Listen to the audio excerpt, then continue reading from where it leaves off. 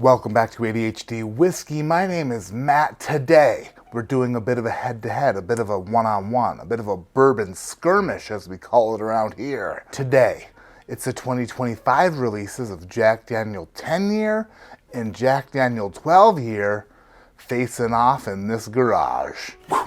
In one of these glasses is Jack Daniel's 12-year Batch 3.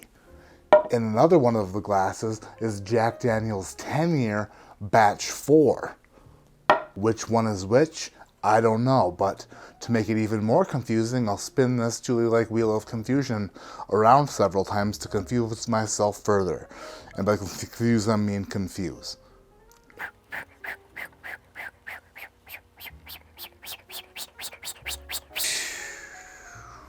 Today's video is once again brought to us by our fantastic, amazing, magical friends over at Magic Spoon. You probably know Magic Spoon for their nostalgically delicious cereal for grown-ups, but guess what? Magic Spoon has more in store than just a cereal pour.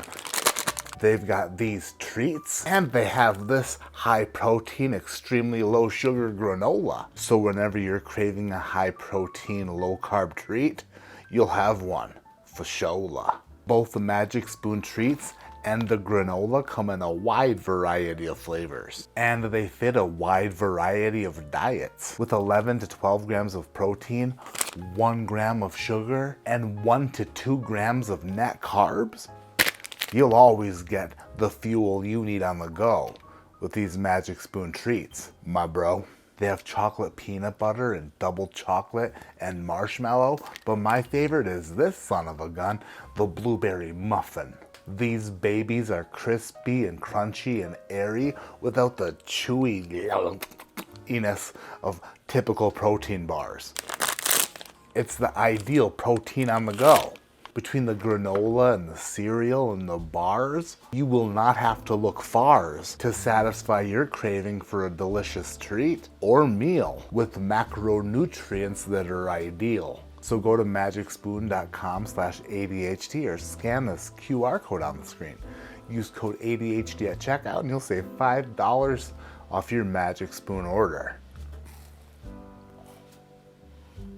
I love this a lot. The pores have come to a rest. Now it's time for me to put them near my breast. Maybe like 8 inches from my nipple. The first release of Jack Daniel's 12-year was out of this world. The second release of Jack Daniel's 12-year was totally in this world. As a matter of fact, last year when I tasted the 10-year next to the 12-year, I preferred the 10-year. Now let's nose these two and put them to the test. Is it the 10 or 12-year that I like best? When I was a child, my dad called Coca-Cola caramel flavored battery acid. And that's kind of what I got on the nose of this glass number 1. It was kind of like caramel flavored battery acid, but I like it. Ooh, there's some oak in there. Nice layer of oak resides in this glass. By the way, super sorry I haven't had a video out in a bit. Portsky got sick. My 9-year-old brought home some sort of bug from school, and it actually affected me. It got my nasal passages and my sinuses all clogged up for like the better part of a week. But luckily for me, my immune system is no longer weak. And I beat that thing's ass. And after a few days of intense suffering, seemingly all my faculties are starting to come back. For a day or two, I wasn't able to taste or smell much. Anyway, back to glass 1. It's a sweet caramelly oak, a little bit of a Belvita breakfast biscuit. Yeah, like a blueberry Belvita breakfast biscuit. Now it's starting to have a little bit more of a cinnamon graham nose, like a cinnamon graham cracker. Let's smell glass number 2. Almondy, kind of like an unsweetened marzipan. Shout out Fred Minnick. It's like a de-sweetened marzipan. I am picking up a tinge of that yeasty note that I get on the Jack Daniels, the red wine, red fruit, signature Jack Daniels. More so on glass 2 than glass 1. But nosing only tells us so much, so let's go ahead and taste these 2 glasses and then put them in their respective classes. First and second place. Glass number 1.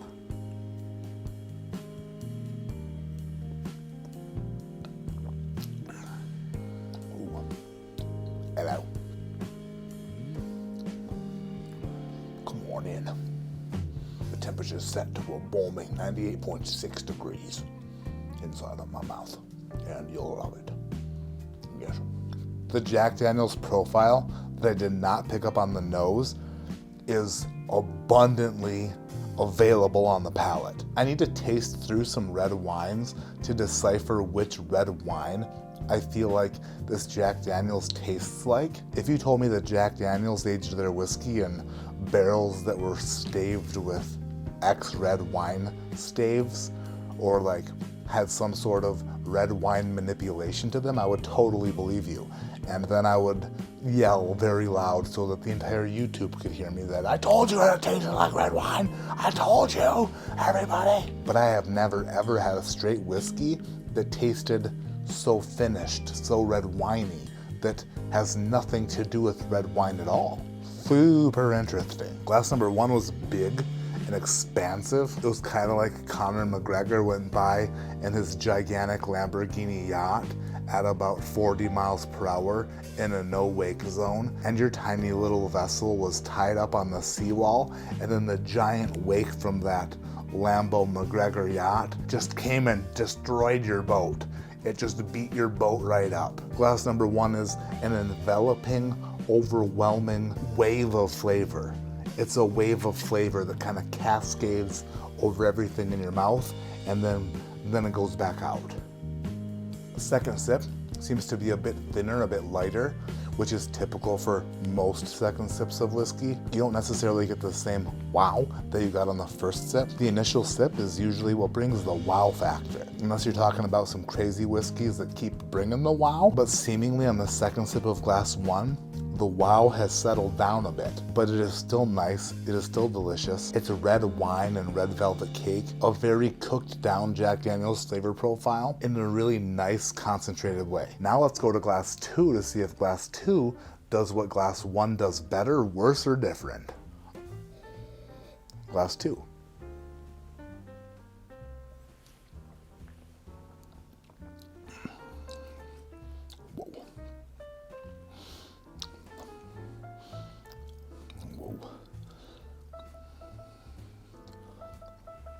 Glass 2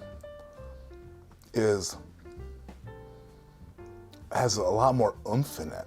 Glass 2 has a bit more of a pop, a bit more of a punch. What confuses me about these two glasses, glass number 1 on the nose and maybe on the palate seem to be a bit more subtle and maybe having some more oak on it, leading me to believe that this could possibly be the 12-year.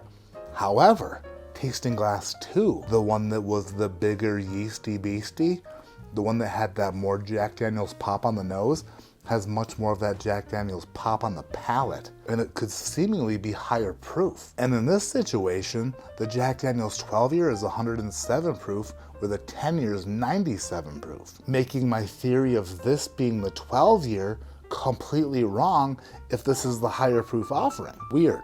Second sip, glass 2.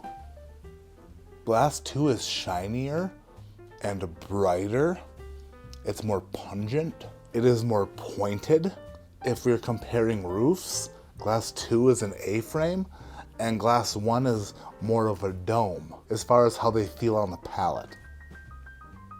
Glass 1 is much more tamed down. Knowing that I might not be up to my full abilities, I feel that giving these two scores would be unfair. It'd be unfair based off of the fact that I'm just getting over a cold and I'm not quite sure if I'm up to perfect tasting abilities. And I'm not quite sure if all my shit's working right. But I will say this, if you want a gentler, more well-rounded, softer, delicate, and evenly distributed flavor profile with some oak and some caramel, glass number 1 is for you. If you want a brighter, sharper, pointier, more aggressive, and a more Jack Daniel's flavor profile, then glass number 2 is for you. The problem I'm having here was the same problem I had when I compared the Coy Hill Barrel House 8 to the 14-year. The same dilemma. Which one of these two do I prefer more? Really would depend on the day. One of them isn't necessarily that much better than the other to me, but Let me take one more sip of each and then make a damn decision. After tasting the final sips of these, I feel that I'm all right with determining a winner, but it went all 5 rounds and it was a split decision. Some judges saw it going one way, other judges saw it going the other way. And considering I'm the only judge, I got problems. In my mind, the winner by a hair was glass number 2 because it just made me feel more. It gave me more of a rush, more of an invigorating, like, wow. The winner today is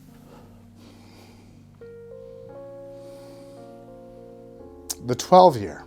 Jack Daniel's 12-year is the winner, which is so strange because I feel like the 10-year has a more oaky profile, whereas the 12-year is just more like, in your face. That could potentially be because the 10-year has more water added to it, so that the in-your-faceness is more like not in your face, and you're getting more of the subtleties, more of the details.